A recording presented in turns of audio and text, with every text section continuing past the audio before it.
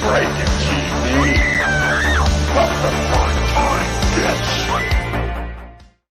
Good evening, campers, dreamers, and babysitters, and welcome back to Primetime Terrors, where we are talking Last of Us, Episode 7.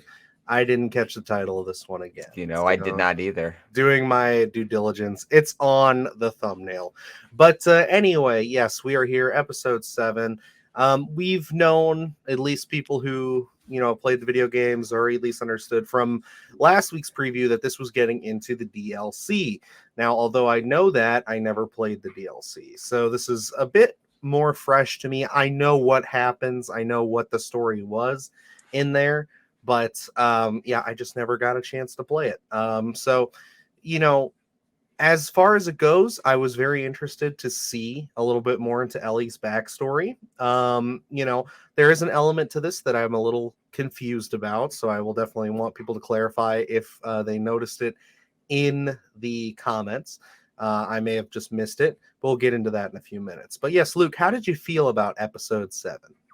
I enjoyed it. I think they have a knack for adding this connective tissue here, and this one kind of going back to how Ellie got her bite and kind of connecting the dots there. I thought was a lot of fun. It kind of shows where she was prior to where we pick up with her, and what kind of trajectory she was on. So and she always talks about everyone that she knows dies and leaves her. So it's kind of like getting to that trauma that she's always had and kind of actually seeing it, out there playing before our eyes. So I thought this was a really intriguing episode. I mean, I feel like a broken record every time we come up on here for these Primetime Terrors in regards to The Last of Us, where it's like, the show's so well done. And they really want to give these characters a backstory, and episode 7 was no different. Yeah, no, I like diving into it. I really enjoyed seeing more of, what really got Ellie to the point where she is. I like kind of seeing that, we get to the bite. We don't necessarily see it lead up directly to her meeting up with the Fireflies and when they keep her for those few weeks. It's one of those things where I kind of thought that's where it would go, but no, they kept it very reserved. They kept it to a very intimate story, I would say, in the sense of just keeping it between her and her friend. And it was definitely tragic. I knew it was coming, but it's still one of those things where it's like, damn. And, it's kind of interesting to me that we never got to see the actual realization from Ellie of like, oh, like, why am I not turning? Kind of thing, which I don't know if they got into that in the game or not. But I did think that was an interesting choice to just kind of very much keep it grounded in the aftermath of the attack. Yeah. And, I think it's interesting because it still leaves stuff on the table where we can come back and touch on this later down the road if they feel like it. But they don't necessarily need to, because we as an audience kind of can connect those dots. So, I'm for elaborating a little bit more on it, but I don't think you really need to, because I think this episode 7 was so well done. It was so contained. I love, going into seeing these characters and kind of living through their eyes of never seeing an escalator or the Mortal Kombat arcade game, live and in person like that. So I love when we're experiencing with them for the first time, all these things that, we just have lived with for years. So I thought it was a lot of fun. Even seeing the set pieces of the mall and everything, I thought, finally lighting up and everything, I thought was great. And then spending time in the arcade, again, really developed a relationship here. It's, it sucks we're only going to see Riley for one episode, but, it would have been interesting to see, if this was current time and Riley was with Ellie. But, this also leaves, giving Ellie's backstory, this leaves, a lot of openings for Ellie's love life later down the road. Yeah, and that is something they do touch on very heavily in the second game. So I'm excited for you guys to see that and meet a character named Dina, who I thought was just wonderful. But this is definitely one of those episodes where it's like it is interesting to again see people who've just never experienced our modern world get to kind of experience things like that and kind of appreciate the little things that we've taken for granted as we've gotten used to them and just they've become commonplace. It's fun. I enjoy that. It's a lot like the conversations that Ellie and Jole have about what things were before, about like planes and things like that. It is definitely Very nice. I thought it was very funny with the Victoria's Secret jokes and everything. Yeah. And how the shoes all got rated and taken and everything like right away.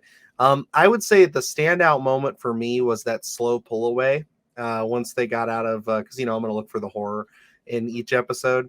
And this one had a really nice build towards the reveal of the clicker, um, Yes. where it's just like or a runner, I guess at that point.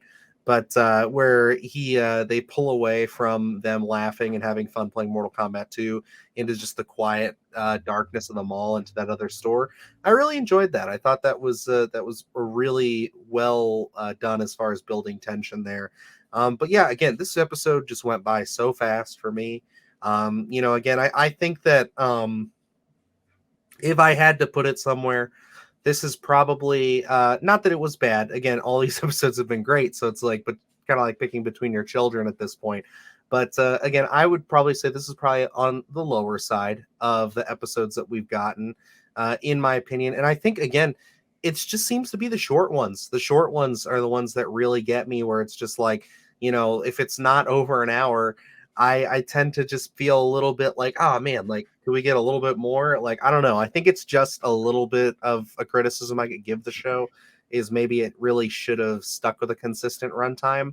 I praised it early on for that, but now I'm starting to kind of see the downside of it because again, it's like, man, I would have liked to had maybe a few more minutes with Yeah. these characters, especially once we get back to Joel next week's episode. Like, good lord, I don't know how they're going to do this. Like, I it needs to be like an hour and a half, like in my mind.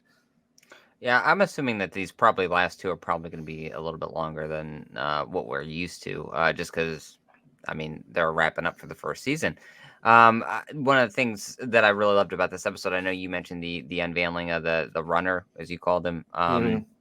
I really loved the tension they were able to create because as soon as they unveiled the runner, I've been waiting just when are we gonna meet? When are they all gonna come and cross paths? So like, and as soon as we went back to the arcade, I was like, okay, so they're probably gonna do it in a few minutes. And I was just waiting and waiting and waiting. And then as soon as Ellie left and then decided to come back to Riley, that's when you're expecting it. But then do the fake out with Mm-hmm. the costume shop, which I love that they went to a costume shop like that.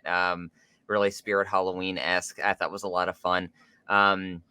But they kind of built that tension and played with your emotion of wondering when that was going to happen. I honestly thought this was going to be a longer drawn out sequence of them running from this clicker run or whatever throughout the mall, but it really happened abruptly, very quick, and then we're dealing with the aftermath, which I thought was a lot of fun because it was something I was not going to be able to call. I thought we were going to go more academic with it and really have this runner going throughout the mall chasing Riley and Ellie, but that's not really how they went. And I do enjoy it because it Mm-hmm. was something kind of unexpected and a little bit different.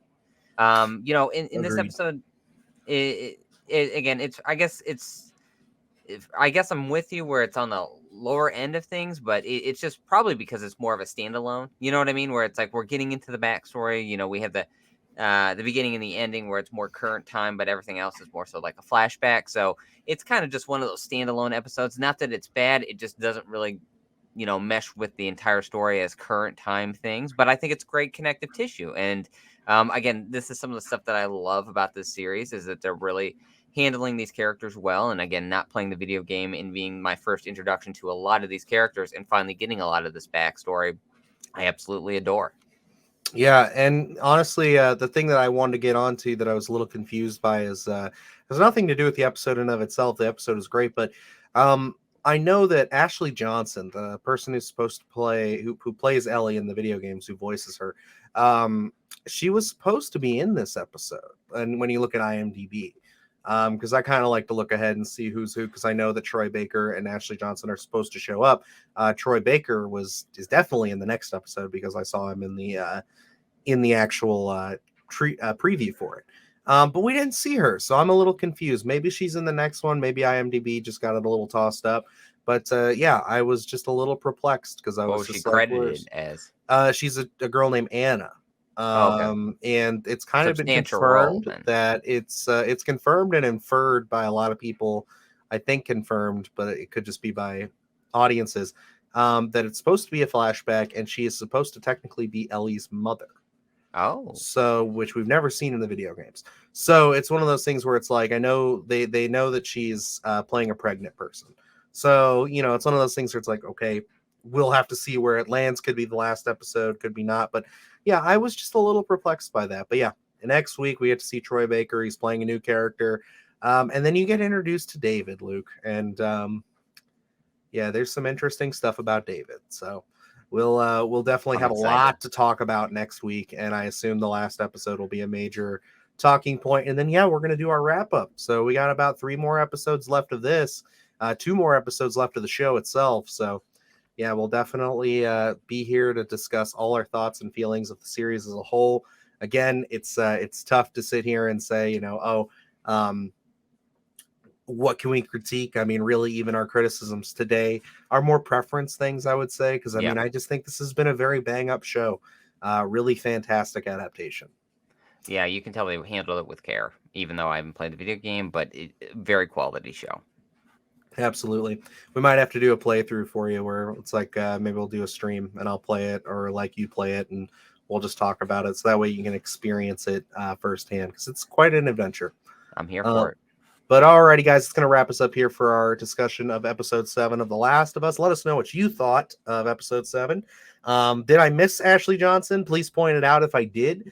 I'd really like to know. I'll probably go back and rewatch this one just to try to see if maybe she's there somewhere. But yeah, other than that, yeah, you guys can follow us here.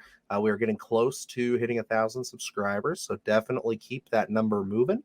That's our goal, to hit that by May, which is our year mark. And yeah, also follow us on Instagram, Twitter, and TikTok at SplatterCastPod. Keep up with us with all the latest and greatest on there. And we got a lot of great content coming to you guys soon. A lot of great stuff coming this week. And yeah, hopefully more stuff to come down the pipeline. And as we wrap this one up, we'll have to find out what's next for Primetime Terrors. So, What is on the horizon? all righty, guys. So I guess until next time, I am Dylan Newell. And I'm Luke Janesco. And remember, stay scared.